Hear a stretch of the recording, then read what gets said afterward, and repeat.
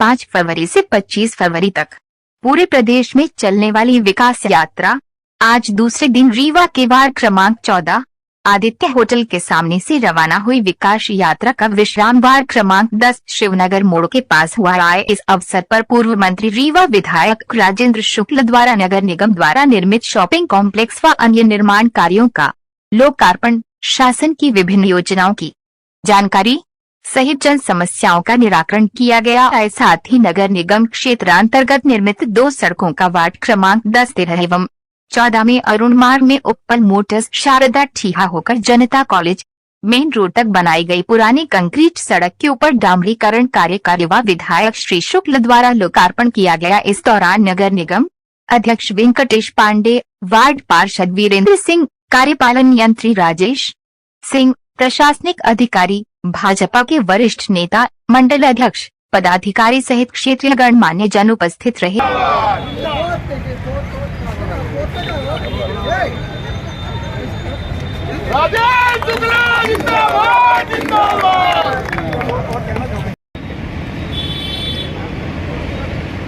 हमारे नगर के पदाधिकारी गण भी हैं। मनोज पटेल जी नगर मंत्री हैं, साधना पटेल जी नगर मंत्री, आशुतोष शुक्ला जी उपाध्यक्ष, मुक्ति राय जी उपाध्यक्ष और वार्ड 14 के संयोजक अंबिका दुबे जी, वार्ड 13 के मनवेंद्र द्विवेदी जी माल्यार्पण से स्वागत करें। हमारे अभी तक हम लोगों ने देश में ऐसी पार्टियां देखी, ऐसी सरकारों को देखा है जो वोट लेने के पहले तो विकास की बातें करती, चुनाव के पहले, चुनाव के बाद विकास की बातों से बचने का काम करते। इतिहास हमारे सामने, आज हम खड़े होकर यदि विकास यात्रा की बात कर रहे हैं तो बाढ़ सागर का बांध बन गया, सिंचाई की नहरों का जाल बिछ गया। आज यदि हम विकास की बात करते हैं तो रीवा का बाईपास बन गया, रतरा से सिलपरा के रिंग रोड बन गई, 4 फ्लाईओवर बन गए हैं, सुपर स्पेशलिटी अस्पताल बन गया है। और ऐसा सुपर स्पेशलिटी अस्पताल नहीं है जिसमें बड़े आदमियों का भर इलाज होता है। ऐसा अस्पताल है जिसमें 2000 एंजियोप्लास्टी हुई है तो 1800 एंजियोप्लास्टी आयुष्मान कार्ड के रखने वाले गरीबों की हुई। यदि रीवा में ये सुपर स्पेशलिटी अस्पताल नहीं बना होता तो इलाज नहीं होता, और यदि सुपर स्पेशलिटी अस्पताल बन के भी आयुष्मान कार्ड नहीं बना होता तो गरीबों का इलाज नहीं हो सकता। इसलिए चाहे वो शिक्षा का क्षेत्र हो, यहाँ पे आपकी समान स्कूल है, याद है कि नहीं याद है? ये 8वीं थी, इसको 10वीं किया गया और हम इसको 12वीं करने वाले। पहले 2-4 कमरे से अब शानदार भवन बन के तैयार हो गया है। अब लगने लगा है कि समान स्कूल कोई समान स्कूल। अभी पहले तो ऐसे ही लगता था कि शिक्षा के क्षेत्र में जिस तरह से उपेक्षा होती थी, पीके स्कूल में 50 करोड़ रुपए खर्च कर रहे हैं। पीएम राइज स्कूल में पीके स्कूल शामिल हुआ, 50 करोड़ रुपया। पहले तो नाली बनानी होती थी तो पैसा नहीं होता था सरकारों के पास। अब तो संजय नगर को ले लीजिए, नेहरू नगर को ले लीजिए, अभी हम लोगों ने कांक्रीट की सड़क थी उसमें सीवरेज वालों ने बहुत तोड़फोड़ कर दिया। संस्कृति जी यहाँ पर उपस्थित है, इनको इस विकट समस्या के बारे में जानकारी होना बहुत ज़रूरी है कि रीवा शहर में पहले हम लोगों ने मेहनत करके कांक्रीट की सड़कों का जाल बिछाया मोहल्लों के अंदर। मुख्य सड़क तो छोड़िए कि 4 लेन बन रही है, फ्लाईओवर बन रहे हैं, लेकिन अंदर की सड़कों में जब सीवरेज का प्रोजेक्ट आया 200 करोड़ का, तो रोडों को तोड़ के और पाइपलाइन डालने का काम हुआ है, लेकिन उसका रेस्टोरेशन सही नहीं, जिसके कारण बनी बनाई सड़क खराब हो गई। सीवरेज प्रोजेक्ट भी पूरा नहीं हुआ। फिर उसके टेंडर को निरस्त किया हमने, फिर रीटेंडर किया है, वो टेंडर मंजूर होने वाला है, काम शुरू होने वाला है, लेकिन वो रेस्टोरेशन अच्छा न हो पाने के कारण एक बार मुख्यमंत्री जी ने डीसी में कलेक्टर और कमिश्नर को बोला कि रीवा शहर की सड़कों में रेस्टोरेशन प्रॉपर नहीं हो रहा है, ऐसी मुझे सूचना मिली। उसके बाद हम लोगों ने डामर का सड़क का डीबीएम और ये करने के लिए एस्टीमेट बनवाए, उसके टेंडर करवाए। और उपल मोटर से लेकर जनता कॉलेज रोड तक जो रोड बनी उसमें 50 mm की DBM और 30 mm का SDBC कर दिया। ऐसे ही हमने 12 नंबर वार्ड में कर दिया। 11 नंबर वार्ड में अभी नहीं हुआ है, उसका टेंडर करना है आपको। अर्जुन नगर में टेंडर करना है, लेकिन उपल मोटर में जो रोड बनी है उस रोड को देखने के बाद लोग कहते हैं कि ये विकास कहलाता है जो भारतीय जनता पार्टी की सरकार ने किया। शानदार सड़क जनता कॉलेज से और नए बस स्टैंड में आ जाइए, पता नहीं चलता है कि कब चले थे और कब पहुंच गए।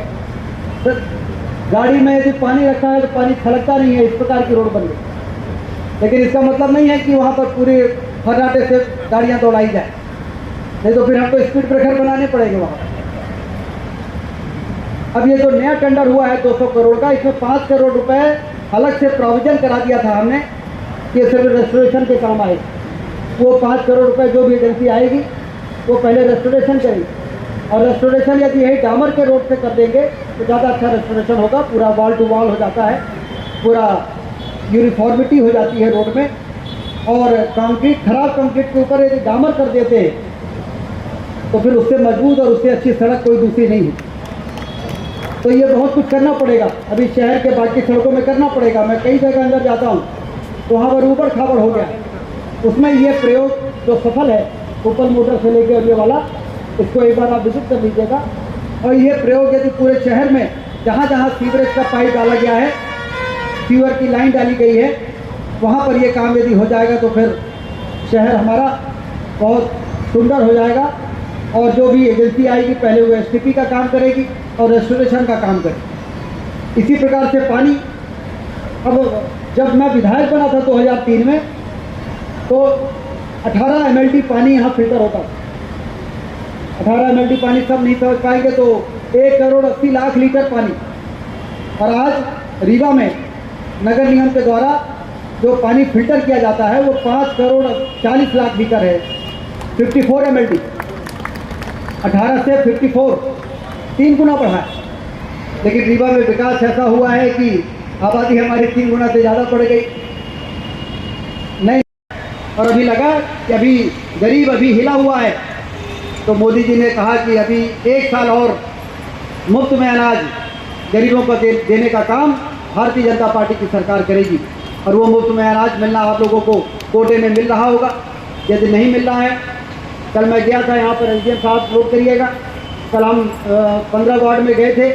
वहाँ पर पहले तो कन्फ्यूजन ये पैदा कर दिया गरीबों के बीच में, ये अनाज, ये जो चावल है ये प्लास्टिक वाला चावल, ये खाएंगे तो पूरा हमारी हाथ आप सब जवाब दे देगा। तो हमने पता किया ये प्लास्टिक का चावल कैसे दे रहे हैं, तो मालूम पड़ा कि नहीं साहब, ये फोर्टिफाइड चावल है, जिसको अंडा नहीं मिलता, जो पनीर नहीं खा सकते हैं, तो यदि ये वाला चावल खाएंगे तो जो प्रोटीन उनके शरीर के लिए ज़रूरी है वो प्रोटीन उनको मिल सकेगी। इसलिए मैंने वहाँ पर बोला था कि भाई ऐसा बताया जा रहा है कि फोर्टिफाइड चावल है, प्रोटीन मिला हुआ है, ऐसा मुझे बताया गया है, लेकिन मैं चेक करूँगा। और चेक करने के बाद फिर रामराज जी से संदेश भिजवाऊँगा कि अब ये खा सकते हो, कोई दिक्कत नहीं है। तो मैंने सब पता कर लिया कलेक्टर साहब से कल कि ये प्लास्टिक वाला चावल है कि फोर्टिफाइड है कि क्या है ये।